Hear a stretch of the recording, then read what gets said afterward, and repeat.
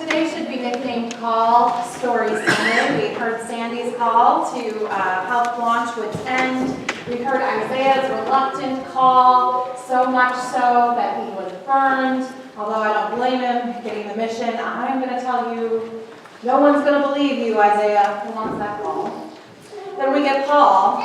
Well, I'm the greatest apostle, but that's just because God made me.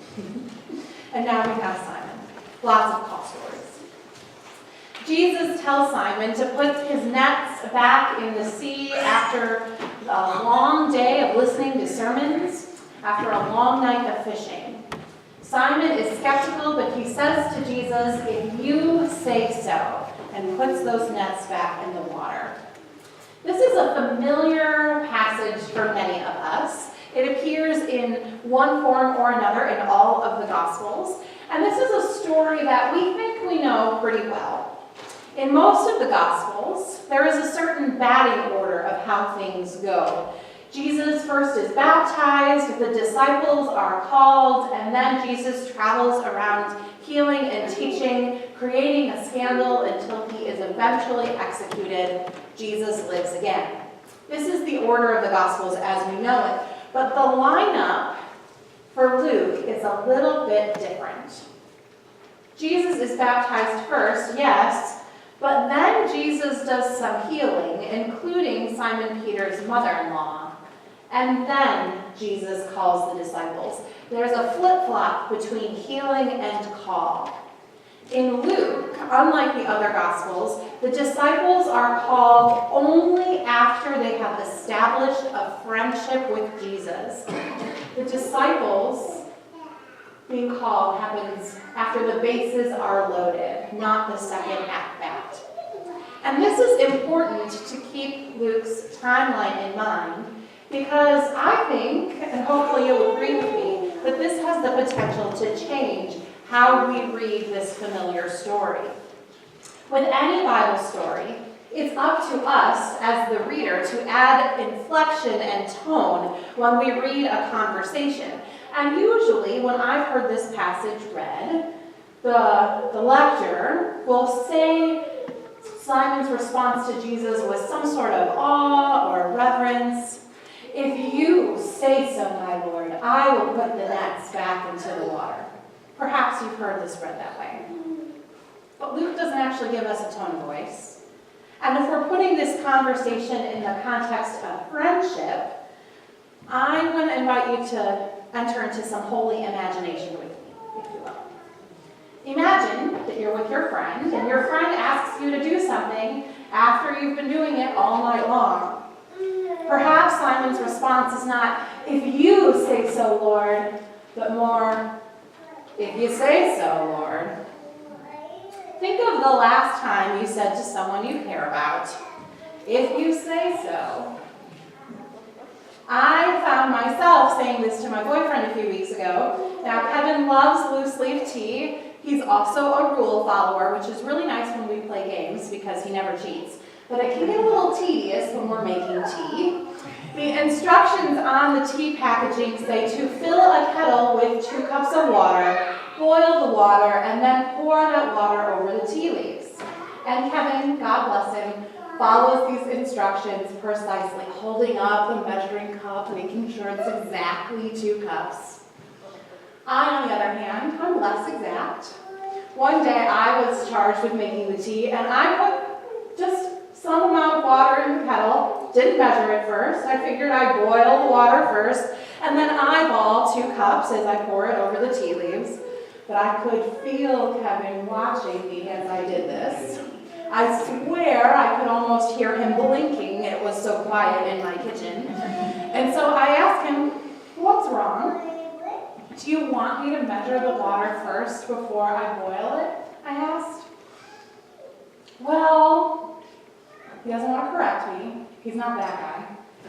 And I could tell he was a little uncomfortable. And he said, "It's just that I found if you add too much water or too little water, it can get a little bitter."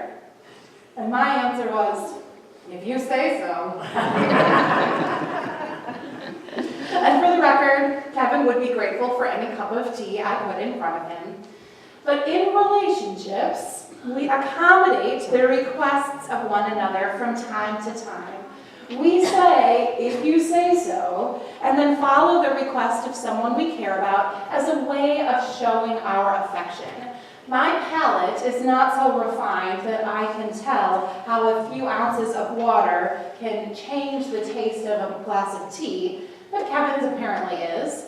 And so measuring the water before I boil it is an easy way for me to show him that I care. In respect to him, since I'm calling him out today, I did ask his permission before telling this story. Kevin shows me that he cares by always giving me my favorite coffee mug because I swear that the shape of this mug changes how I smell the tea and that different mugs make the smells of tea different. And he says to me, if you say so. We accommodate one another to show that we care. And perhaps Simon is having one of these moments with Jesus. Keep in mind that Simon's family are fishermen. Jesus was a carpenter's son. Simon is the expert in fishing, and because he's the fishing expert, Simon knows that in the Mediterranean, the water gets really hot during the day, and so fish only swim close to the surface in the evening after the sun is set. That's why Simon was out all night fishing. It's the best odds of making a large score. But then here comes this carpenter's son who's never fished in a day in his life, and he's been teaching all day. It's high noon, and he tells Simon, put those nets back into the sea. And Simon wants to show his friend he cares. He's willing to bend a little bit. He says, if you say so, Jesus. And he puts that net back in the water, and then suddenly the miracle happens. The nets are so overwhelmed with fish, they have to call in backup to keep those nets from breaking. Sometimes God's call to our life is as sudden and unexpected as Isaiah being burned by coals with sulfur. Sometimes God's call to our life is a resurrection moment, like Sandy talked about this morning. God calling her through her grief to help other people. Other times, God's call to us is subtle, found in something as easy as being flexible in our relationships. Simon had a relationship with Jesus. Simon cared about Jesus, and Simon was willing to bend a little bit because his friend asked him to. It's Simon's openness to accommodate his friend that blesses him. By being flexible, Simon's boat brings in more fish than he ever could have imagined. And make no mistake, this catch of fish was a motherlode. This catch would have been the equivalent of winning the ancient world lottery. Simon could have been set for life with the amount of money he made off the sales of this catch. But Jesus again comes to Simon and asks him to bend a little bit. He says to him, I'm going to make you catch people instead. This payload isn't important. And Simon could have dug at his heels and went to the market and sold all that fish and banked all that money.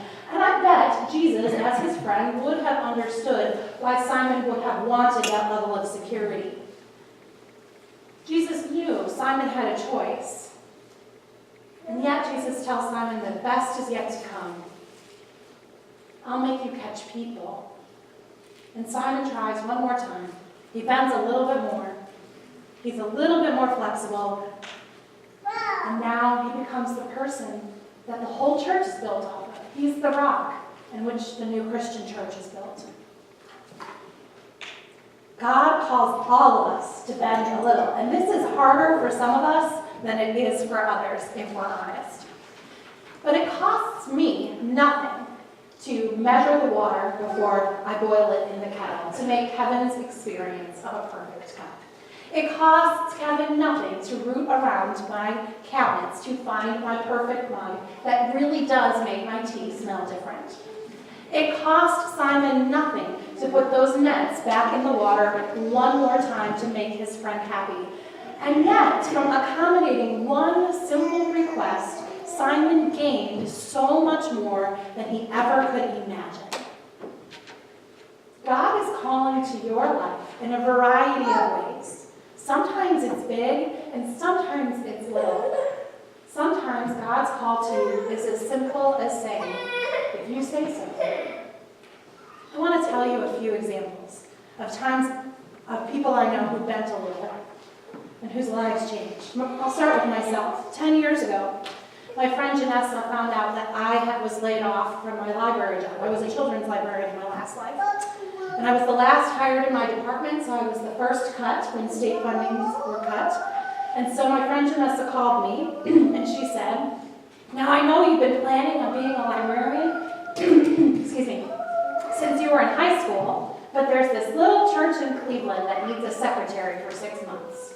Maybe you should just apply while you look for a job. And I said, if you say so. And after that first week at Pilgrim, I realized that I was never meant to work in a library. God was calling me to serve the church. About 3.5 years ago, Pastor Carl Bierman from the Northeastern Ohio Synod called me and said, now I know you've always had your heart set on urban ministry. You went to seminary in Chicago, but there's this little country church in Wayne County that really is a gem. That's his word for you all. You're a gem. I'd like you to take a look at their profile, and my answer was, if you say so. 3 years in, we are still fishing for people in our ministry together. My brother-in-law moved to Cleveland because of work from Utah, and having grown up in a big family, he planned on living alone. He was ready for his own space. But someone said to him, now I know you're thinking of getting your own place, but I think you should check out this house in Lakewood. A guy is renting a room, then he can figure out what the housing market's like out here. And Ian's answer was, if you say so. He took that room, and he met his landlord's good friend, my sister Tricia. Their nets had been filled with children and marriage for 13 years.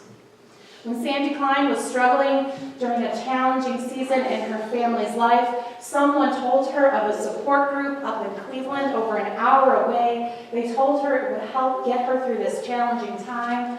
And Sandy's answer was, if you say so. Sandy's experience at that center now inspires her to fish for people by forming Wits End Community Place. How can saying, if you say so, change your life? God's call to us doesn't have to come from seraphs wielding coal while shouting, holy, holy, holy. Oftentimes, God's call to us is subtle, it's in relationships, it's being a little bit flexible, it's saying yes when our instinct is to say no. Simon said, if you say so, and became the disciple whom Jesus built the whole Christian church on. Imagine what God can do in your life if you're just the slightest bit flexible.